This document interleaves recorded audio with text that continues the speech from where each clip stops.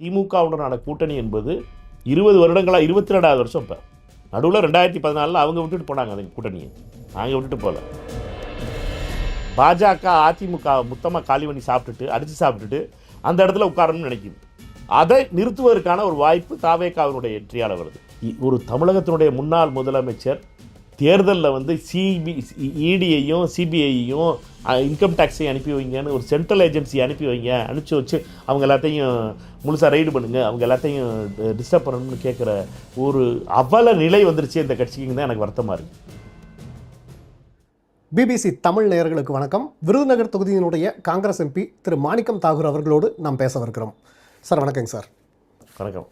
சமீபத்தில் உங்களுடைய சமூக ஊடக பக்கத்தில் தமிழ்நாட்டில் கூட்டணி இல்லாமல் யாரும் ஆட்சி அமைக்க முடியாது, அதிகாரம் மட்டுமில்லை அதிகார பகிர்வும் அவசியம், அதை பற்றி விவாதிக்க வேண்டிய நேரம் வந்துருச்சுன்னு ஒரு பதிவு ஒன்று போட்டிருந்தீங்க. உண்மையிலுமே அதுக்கான நேரம் வந்துருச்சுங்களா?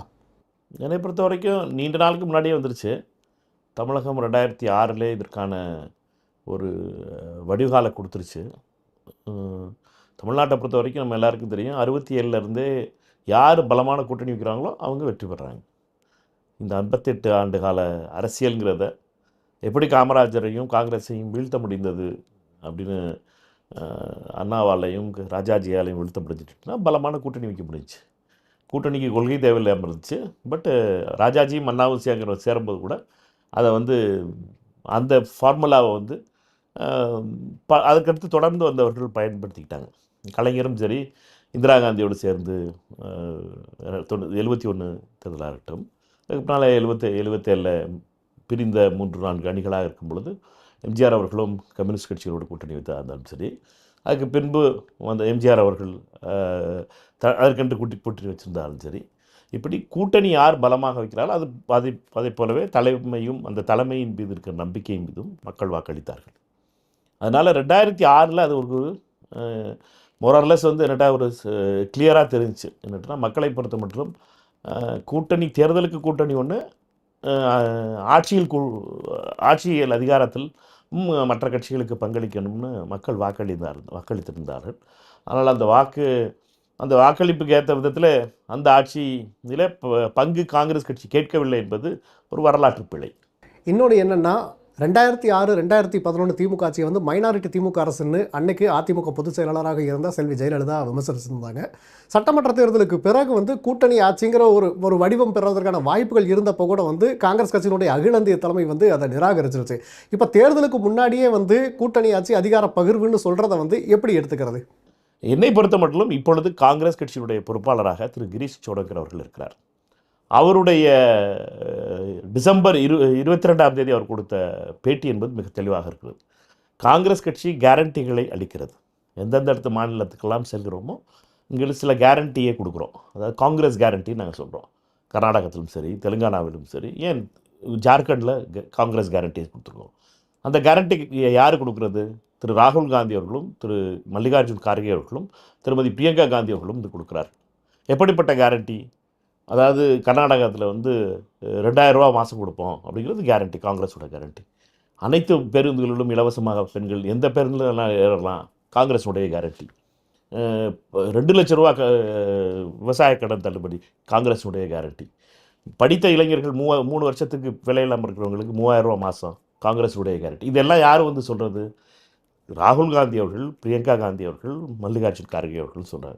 இதை அவங்க சொல்லும்போது அதை செயல்படுத்தணும்னா அதில் நாங்கள் ஆட்சியில் பங்கு இருக்கணும், செய்யக்கூடிய பங்கில் நாங்கள் இருக்கணும். எங்களை பொறுத்த மட்டும் திராவிட முன்னேற்ற கழகத்தினுடைய தலைவர் அண்ணன் மு.க. ஸ்டாலின் அவர்கள் முதல் முறை முதலமைச்சராகும் போதும் காங்கிரஸ் கட்சி அவருக்காக உழைத்தது. ராகுல் காந்தி அவருக்காக பிரச்சாரம் செய்தார். பிரியங்கா காந்தி அவர்கள் அந்த முறை பிரச்சாரத்துக்கு வரல. ஏனென்றால் அவர் அந்த முறை பிரச்சாரத்துக்கு வரல அவர். ஆனால் காங்கிரஸ் கட்சியை பொறுத்த மட்டும் இந்த முறை 2026 காங்கிரஸ் கட்சி 2வது முறையாக தமிழக முதலமைச்சராக அண்ணன் ஸ்டாலின் வரணும்னு நினைக்கிறோம். ஆனால் எங்களுடைய பங்களிப்பும் அது கதரச்சட்டை போட்டவர்களும் அமைச்சரவையில் இருக்கணுங்கிறது தான் காங்கிரஸ் கட்சியினுடைய மத்திய பொறுப்பாளருடைய பார்வை. கர்நாடக சட்டமன்ற தேர்தலில் வந்து காங்கிரஸ் கொடுத்த கேரண்டிகளை வாக்குறுதிகளை பற்றி நீங்கள் பேசுகிறீங்க. 2021 சட்டமன்ற தேர்தலையும் வந்து பல்வேறு வாக்குறுதிகளை வந்து தேர்தல் வாக்குறுதிகளை வந்து காங்கிரஸ் வந்து கட்சி வந்து கொடுத்துருந்துச்சு. என்னென்னா வந்து நீட்டு விலக்கு, மதுக்கடைகளை மூடுவோம்னு இந்த வாக்குறுதிகள் எல்லாத்தையுமே இந்த 4.5 ஆண்டுகள் ஆட்சி காலத்தில் வந்து திமுக நிறைவேற்றிருக்கா? அதை யார் போய் கேட்குறது? இப்போ நீங்கள் வாக்குறுதி கொடுத்தது அதுதான். அதனால தான் இப்போ எங்கள் பொறுப்பாளர் திரு கிரீஷ் சோடங்கர் சொல்கிறது, எங்களுடைய மேனிஃபெஸ்டோங்கிறது தனியாக வீட்டில் வச்சுருக்க வேண்டியா இருக்குது, ஆஃபீஸில் வச்சுருக்க வேண்டியா இருக்குது. ஏன்டா 17 எம்எல்ஏ சட்டமன்ற உறுப்பினர்கள் தான் இருக்காங்க. ஆட்சியில் இருந்தால் தான் மேனிஃபெஸ்டோ, மக்களிடம் சொல்லப்பட்ட தேர்தல் வாக்குறுதிகளோ தேர்தல் அறிக்கையோ எப்பொழுது இம்ப்ளிமெண்ட் பண்ண முடியும்?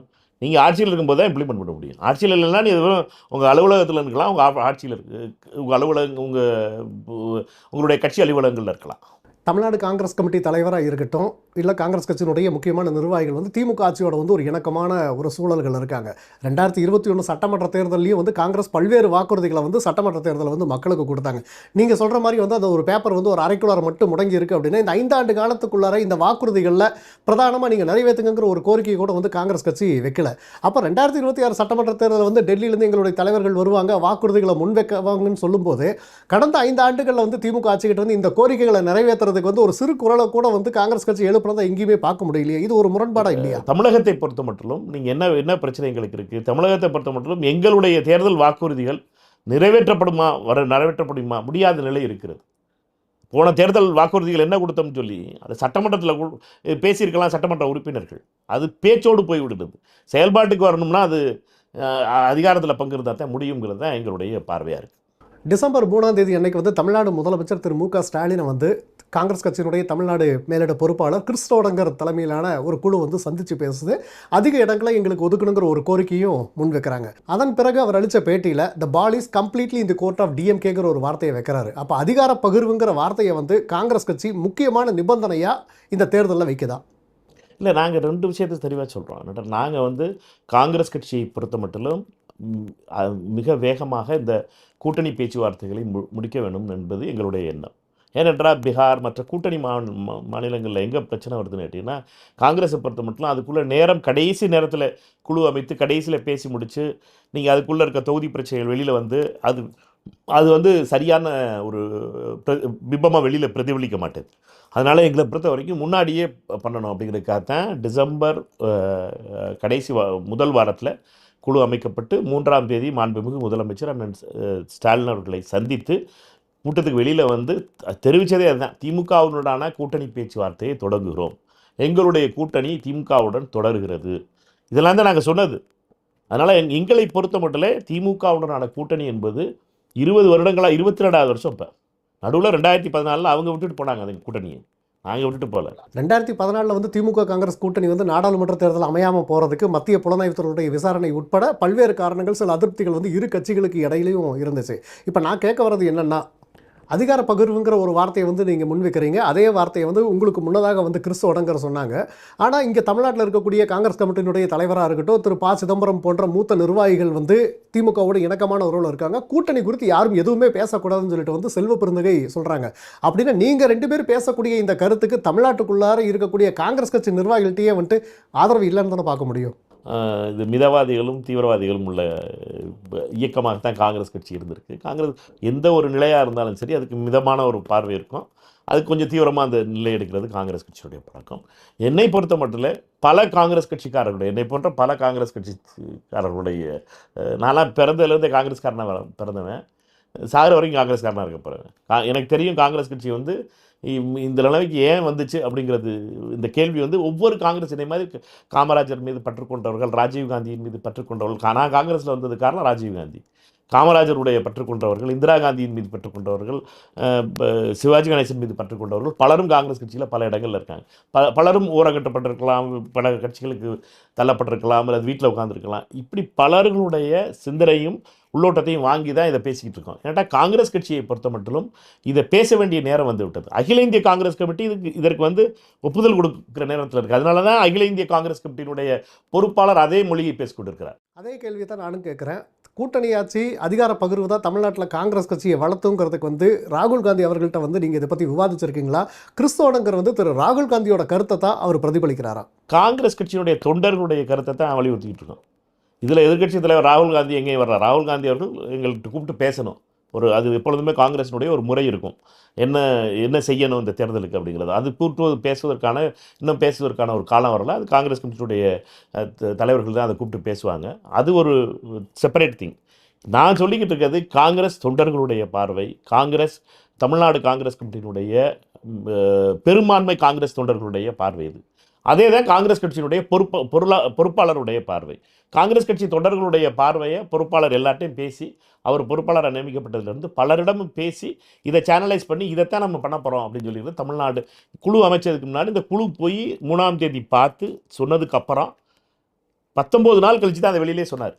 நாங்கள் என்ன சொன்னோம்னு 19 நாள் கழித்து தான் அவர் எங்களை பொறுத்த மட்டும் நாங்கள் இதை எங்களுடைய நாங்கள் என்ன நினைக்கிறோம் அப்படிங்கிறத பற்றி எங்களை பொறுத்த மட்டும் இந்த கூட்டணி வெற்றி பெற வேண்டும்.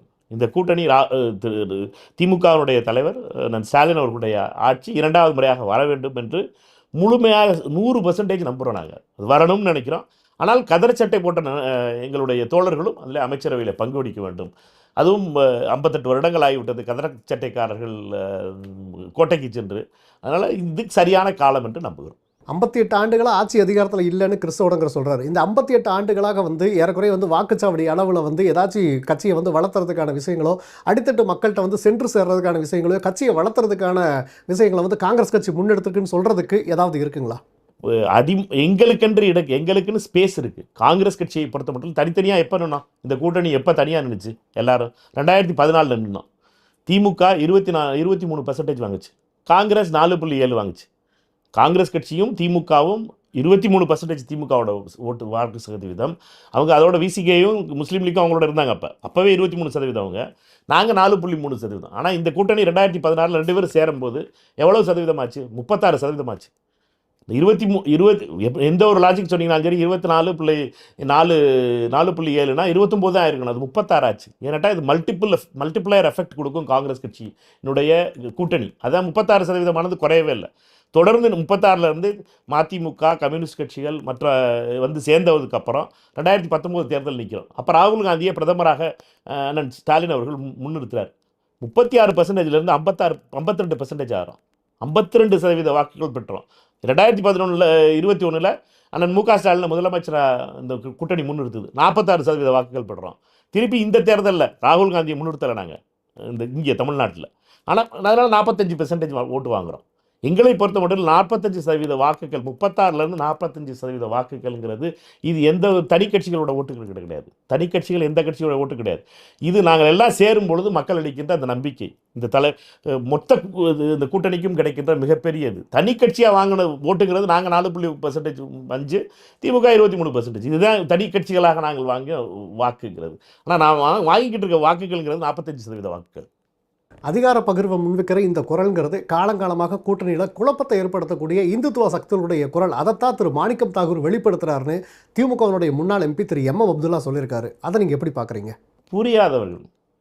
புரியாதவர்கள் கூட்டணியுடைய பங்கு நாங்கள் கேட்குறது என்னன்னா, எங்களுடைய வாக்குகளையும் உங்களுடைய வாக்குகளையும் சேர்த்து, எங்களுடைய தலைவர்களுடைய நம்பிக்கையையும் உங்களுடைய தலைவர்களுடைய நம்பிக்கையும் சேர்த்து தான் நம்ம மக்கள்கிட்ட போகும்போது நாங்கள் சொல்ல வேண்டிய சில வாக்குறுதிகளை மக்களுக்கு கொடுக்குறோம். அந்த வாக்குறுதிகளை மட்டும் நிறைவேற்ற முடியல எங்களால்.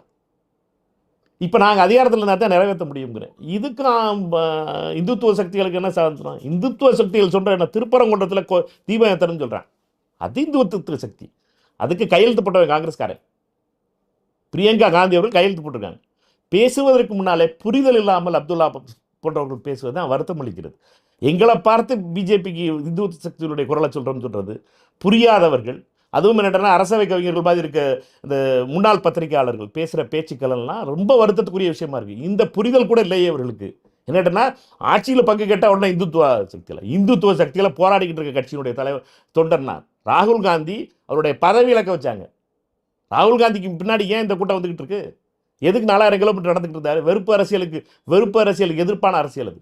ராகுல் காந்தி அவருடைய பார்வை என்பது மிக தெளிவான பார்வை. அது எந்த ஒரு யோசனையும் இல்லாமல் நாங்கள் பார்ப்பது. எங்களை பொறுத்த மட்டும் எங்களுடைய பார்வை என்பது ஆர்எஸ்எஸ்க்கு எதிரான இந்த பார்வை என்பது எந்த விதத்தில் நாங்கள் காம்ப்ரமைஸ் பண்ணிக்கிட்டே கிடையாது. நாங்கள் ஒன்றும் அமைச்சரவையிலலாம் பாஜக அமைச்சரவைலாம் இருந்தது கிடையாது. எங்களை பார்த்து சொல்கிறதுக்கு முன்னாடி யோசித்து பார்க்கணும்.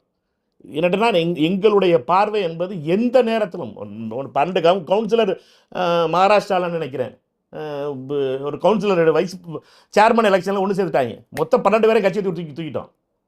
காங்கிரஸ் கட்சியை பொறுத்தவரை 0 டாலரன்ஸ் ஃபார் ஆர்எஸ்எஸ். இதுதான் எங்களுடைய நிலை. இதில் எந்த விதத்தில் நாங்கள் காம்ப்ரமைஸ் பண்ணி கொடுத்தோம். அதிகாரத்துக்கு வரணுக்கு அதுக்காக ஒரு காரணமும் காங்கிரஸ் கட்சி எந்த நேரத்திலையும் இப்படிப்பட்ட பார்வைகளை அலோவ் பண்ணுறதே இல்லை, கிடையாது. இது போன்ற பேச்சுக்கள் வந்து இந்தியா கூட்டணியை பலகீனப்படுத்தி அதிமுக பாஜக கூட்டணிக்கு சாதகமாக முடியும்னு சொல்லிட்டு திரு செல்வ பெருந்தகை சொல்றாரு. உங்களுடைய பேச்சு அதிமுக பாஜக கூட்டணிக்கு சாதகமாக முடியும்னா திரு எம் அப்துல்லா சொல்லக்கூடிய வரிகளும் திரு செல்வ பெருந்தகை முன்வைக்கக்கூடிய கருத்தும் ஒன்னா தானே இருக்கு. செல்வ பெருந்தகை அவர்கள் ஆட்சியில் பங்குங்கிற கருத்துக்கு ஏற்றுக்கிட்டவர் அவர். அவரே சொல்லியிருக்காரு, எங்களுடைய தலைமை கிரீஷ் சோடங்கர் சொல்கிறத நான் ஒத்துக்கிட்டு இருக்கேன்னு ஒரு வாரத்துக்கு முன்னாடி 10 நாளைக்கு முன்னாடி சொன்னார். அதனால் டைம்ஸ் நவுல சொல்லியிருந்தார். அதனால் எங்களை பொறுத்த மட்டும் இல்லை, அதில் எந்த ஒரு இது காங்கிரஸ் கட்சியில் ஒவ்வொரு தொண்டரும் கேட்கின்றது கோரிக்கை. இந்த கோரிக்கையை தான் நாங்கள் சேனலைஸ் பண்ணுறோம். என்னை பொறுத்த மட்டும் இல்லை, திருப்பி சொல்கிறேன், அண்ணன் செல்வ பெருந்தகை அவர்களும் ஆட்சியில் பங்கு இருக்கணும் தான் நினைக்கிறார் அவரை பொறுத்த மட்டும். ஆனால் அவர் வந்து நான் மைக்கிட்ட சொல்ல மாட்டேன், உள்ளே போய் சொல்கிறேன் அப்படிங்கிறார். நான் முன்னாடி சொல்லிக்கிட்டு இருக்கேன், அவ்வளோதான் வச்சு. நானும் கிரீஷ் சோடங்கர் அவர்கள் மைக்கை பார்த்து சொல்கிறாரு, நான் மைக்கை பார்த்து சொல்கிறேன். இது போன்ற பேச்சுக்கள் வந்து கூட்டணிக்குள்ளார எந்த விதமான சலசலப்பையும் ஏற்படுத்தக்கூடாதுன்னு சொல்லிட்டு கொஞ்சம் எச்சரிக்கை உணர்வோட திரு செல்வ பெருந்தகை செயல்படுறதா பார்க்க முடியாதா? இந்த பேச்சுக்கு அவர் ஒன்றும் சலசலப்பு சொல்லலை. அவர் சொல்கிறது என்னன்னா, நீங்கள் வந்து இதில் பேசுகிறது தான் அவர் சொல்கிறார். கூட்டணி ஆட்சியில் அதிகாரத்தை நம்ம போய் கேட்போம் அப்படிங்கிறது தான் அவருடைய பார்வை. அதை சொல்ல நான் முதல்ல மிதவாதிகளுடைய பார்வைங்கிறது காங்கிரஸ் கட்சியில் எப்போவுமே இருந்திருக்கு. அது மாதிரி பார்வைகள் அது. எங்களை பொறுத்த மட்டும் அகில இந்திய காங்கிரஸ் கமிட்டியினுடைய பொறுப்பாளர் என்ன சொல்கிறாரோ அதுதான் காங்கிரஸ் கட்சியினுடைய நிலை. மற்ற எல்லாரும் ஆளாளுக்கு நீங்கள் நிலை எடுத்துக்கிட்டு இருக்கலாம். ஆனால் காங்கிரஸ் கட்சியினுடைய நிலை என்பது திரு கிரீஷ் சோடங்கர் அவர்கள் எடுத்திருக்கிற நிலை தான் காங்கிரஸ் கட்சியினுடைய நிலை. அகில இந்திய காங்கிரஸ் கமிட்டியினுடைய ஒப்புதலோடு அவர் எடுத்திருக்காருங்கிற நிலை. அதுதான் திரு ராகுல் காந்தியினுடைய கருத்தும் அப்படின்னு பார்க்கலாங்களா? அகில இந்திய காங்கிரஸ் கமிட்டி தலைவர் திரு மல்லிகார்ஜுன் கார்கே அவர்கள், அவருடைய கருத்து, திரு கார்கே அவர்களுடைய கருத்தை தான் அவருடைய கருத்து எந்த கருத்தாக வரும், அந்த கருத்து காங்கிரஸ் கட்சிக்காரர்களுடைய கருத்தை தான் அவர்கிட்ட போய் திரு கார்கே அவர்களிடம் ஒப்புதலுக்காக பொறுப்பாளர் சொல்வார். நீங்கள் முன்னாடி பேசும்போது சொன்னீங்க தாவேக்க பக்கம் போகணும்னு சொல்லிட்டு கட்சியில் இருக்கக்கூடிய சிலர் முன்வைக்கிறதா. ஆட்சியில் பங்குங்கிற வார்த்தை வந்து விக்கிரவாண்டியில் நடந்த முதல் மாநாட்டில் தான் வந்து தாவேக்க தலைவர் விஜய் முன் வச்சார். அப்போ தமிழ்நாட்டில் காங்கிரஸ் கட்சி பலம் பெறணும்னா தாவேக்க பக்கம் போயாச்சுன்னா இங்கே ஓரளவுக்கு வந்து நம்ம செல்வாக்காக வளர்ந்துடலாம். அந்த கருத்தை தான் வந்து நீங்கள் முன்வைக்கிறதா பார்க்க முடியுமா? அவர் வந்ததனுடைய விளைவாக, அவர் நிற்கப் போவதனுடைய விளைவாக அடிமை அதிமுகவாக மாறிவிட்ட பழனிசாமி அவருடைய தலைமையில் இருக்கின்ற அதிமுக அமித்ஷா அவருடைய அதிமுகவாக மாறிடுச்சு. அந்த அமித்ஷாவுடைய அதிமுக ஜெயலலிதா அம்மையாருடைய அதிமுகவோ அல்லது புரட்சித் தலைவர் எம்ஜிஆர் அவருடைய அதிமுகவோ எடுத்த நிலையிலிருந்து எங்கேயோ மாறி போயிடுச்சு அந்த கட்சி. அந்த வாக்காளர்களுக்கு ஒரு அந்த ஸ்பேஸை ஆக்குப்பை பண்ணுற கட்சியாக இது உருவாகிக்கிட்டு இருக்குன்னு நான் நினைக்கிறேன். அதிமுகவினுடைய ஸ்பேஸை ரீப்ளேஸ் பண்ணக்கூடிய கட்சியாக தாவேகா உருவாகிக்கிட்டு இருக்கு. அமைப்பு ரீதியாக உருவாகுதா இல்லைங்கிறது பார்த்தா தெரிவிக்கணும். ஆனால் ஆதரவு ரீதியாக மக்களிடம் ஜென்ரல் பப்ளிக்கிட்ட இருக்க அந்த இமேஜினேஷனை வந்து தாவேகா பெற்றுக்கிட்டு கொண்டு இருக்கிறது. அதிமுகவினுடைய ஸ்பேஸை மாற்றுது. ஏன்னாட்டா அதனுடைய வாயிலாக இன்னொரு முக்கியமான விஷயம் நடக்க போகுது. பாஜக அதிமுக மொத்தமாக காலி பண்ணி அடித்து சாப்பிட்டுட்டு அந்த இடத்துல உட்காரணும்னு நினைக்குது. அதை நிறுத்துவதற்கான ஒரு வாய்ப்பு தாவேகாவினுடைய என்ட்ரியால் வருது. எங்களை பொறுத்த மட்டும் இல்லை, காங்கிரஸ் கட்சியை பொறுத்த மட்டும் 140 வருஷ கட்சி இந்த கட்சி லெஃப்ட்டில் சிக்னல் போட்டு ரைட்டில் வண்டி ஓட்டுற பழக்கம் கிடையாது. அவர் பேசுகிறதே ஆன்டி டிஎம்கே பாலிடிக்ஸ். அவர் பேசுகிற 2 பாலிடிக்ஸ் பேசிக்கிட்டு இருக்கார். அவர் ஒன்று anti DMK politics, anti BJP politics. Anti BJP பாலிடிக்ஸை கொஞ்ச நாளாக பேசாமல் இருக்கார். இப்போ ஒரு 2 மாதமாக பார்த்தீங்கன்னா ஆன்டி பிஜேபி பாலிடிக்ஸை பேசலை, பட் ஆன்டி பிஜேபி டிஎம்கே பாலிடிக்ஸை பேசலை. ஏன்னா ஸ்டேட் கவர்மெண்ட் எலெக்ஷன் வருது அப்படின்னு அவருடைய பார்வை, அது அவருடைய கட்சிக்காரருடைய பார்வை. அது அந்த கட்சிக்கு நம்ம மதிக்கணும். அந்த கட்சியினுடைய நிலையை நம்ம மதிக்கணும். நம்மளை பொறுத்த வரைக்கும் அந்த கட்சியில் ஒன்று சொல்லுவேன். நான் சொல்கிறது என்னன்னா, ஆன்டி டிஎம்கே ஸ்பேஸை யார் ஆக்குப்பை பண்ணியிருக்கா? அது ஏடிஎம்கேயோட ஸ்பேஸ். ஏடிஎம்கேயோட ஸ்பேஸ் தான் ஆன்டி டிஎம்கே ஸ்பேஸ். எம்ஜிஆர் உருவாக்கின அந்த ஸ்பேஸ். அந்த ஏடிஎம்கே ஸ்பேஸை ஜெயலலிதா அம்மையாரும் அதே ஏடிஎம்கே ஆன்டி டிஎம்கே ஸ்பேஸை வச்சுருந்தாங்க. அதே ஸ்பேஸை இவர் ஆக்குப்பை பண்ணுறதுக்காக ஆன்டி டிஎம்கே ஸ்டாண்ட் எடுத்திருக்காரு. அது அவருடைய ஸ்டாண்டு. எங்களை பொறுத்த மட்டும் அதில் எதுவும் சொல்கிறதுக்கு இல்லை. நான் சொல்வதெல்லாம் அதிமுக பழனிசாமி தலைமையிலான அமித்ஷா அதிமுக என்பது முழுசாக கரைஞ்சி தாவேகாவோட போய் கொண்டு இருக்கிறது. கிரவுண்டில் வெறும் பில்டிங் மட்டும்தான் இருக்குது, பேஸ்மெண்ட் எல்லாம் போய்கிட்டு இருக்குங்கிறத நான் சொல்கிறேன். நடிகர் விஜய் நடிப்பில் வெளியான ஜனநாயகன் படத்துக்கு வந்து மத்திய தணிக்கை வாரியத்தினுடைய செயல்பாடு குறித்து காங்கிரஸ் கட்சி கடுமையான விமர்சனங்கள் முன்வைக்கிறாங்க. திருப்பரங்குன்றம் விவகாரத்தில் வந்து காங்கிரஸ் கட்சி வந்து தாவேகா தலைவர் விஜயனுடைய நிலைப்பாடு என்னன்னு கேட்டாங்களா? ஆனால் சென்சார் போர்டுடைய செயல்பாடு பற்றி மட்டும் வந்து அவங்க விமர்சனங்களை முன்வைக்கிறாங்கன்னு சொல்லிட்டு வந்து விடுதலை சிறுத்தைகள் கட்சியினுடைய எம்எல்ஏ திரு ஆளூர் சானவாஸ் ஒரு கருத்தை முன்வைக்கிறாரு. அதை எப்படி பார்க்குறீங்க சார்? இடி, சிபிஐ, இன்கம் டேக்ஸ் இந்த மூணையும் தான் வெப்பனைஸ் பண்ணிக்கிட்டு இருந்தாங்க. இது ஆயுதங்களாக பயன்படுத்திக்கிட்டு இருந்தாங்க. இப்போ புதுசாக சென்சார் போர்டையும் ஆக்கியிருக்காங்க. 4வது ஆயுதம் இப்பொழுது கையில் எடுக்கப்பட்டிருக்கு. தமிழகத்து அரசியலில் வந்து குறிப்பிட்ட விதத்தில் ஒரு அரசியல் கட்சியில் அரசியலுக்கு வந்ததுக்கப்புறம் அரசியல் வர்றதுக்கு முன்னாடி அவரோட மெரசல் படங்கள் வரும்போது திரு ராகுல் காந்தி அவர்களே அவருக்கு ஆதரவு தெரிவிச்சிருந்தார். அப்போ 2017 நினைக்கிறேன்.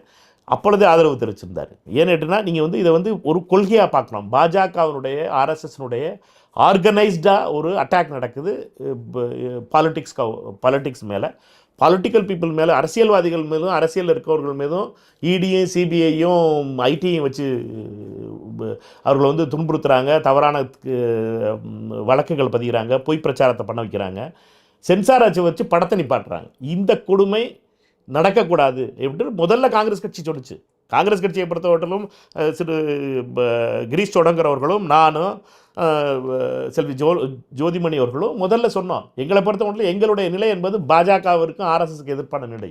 அந்த நிலைக்கு அதில் வந்து நாங்கள் கேட்டோமா, அண்ணன் ஆளுநர் சீனிவாஸ் வந்து இதுக்கு வந்து பாஜக இருக்கிறப்பா சொல்லாமல் சைலண்ட்டாக இருக்காரு அப்படின்னு கேட்டோமா? நாங்கள் அது மாதிரி எங்களை கேட்குறது தப்பான விஷயம்.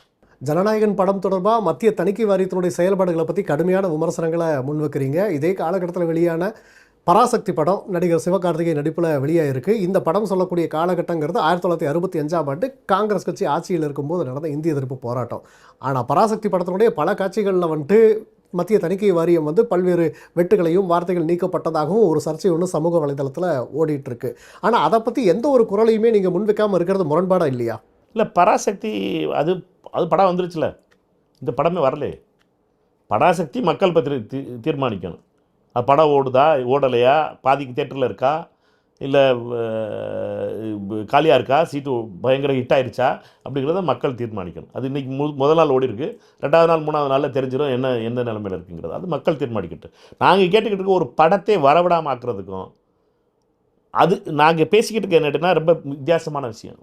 ரிலீஸ் தேதியில் 9ஆம் தேதி வச்சுருந்த ஒரு படத்தை அரசியல் காரணங்களுக்காக அமித்ஷா திருச்சிக்கு வந்துட்டு போனதுக்கப்புறம் நீங்கள் வந்து அரசியல் காரணங்களுக்காக அவர்களை வந்து தடை செய்து வச்சுருப்பதுங்கிறதும், அதே மாதிரி எடப்பாடி பழனிசாமி அவர்கள் டெல்லிக்கு போய் அமித்ஷா அவர்களை 8ஆம் தேதி சந்தித்து அவர்கிட்ட என்ன மன்றாடி கேட்டிருக்காரு, கூட்டணியில் வந்து இந்த கட்சியை சேருங்க அந்த கட்சியை சேருங்கலாம் அவர் சொல்லவே இல்லை.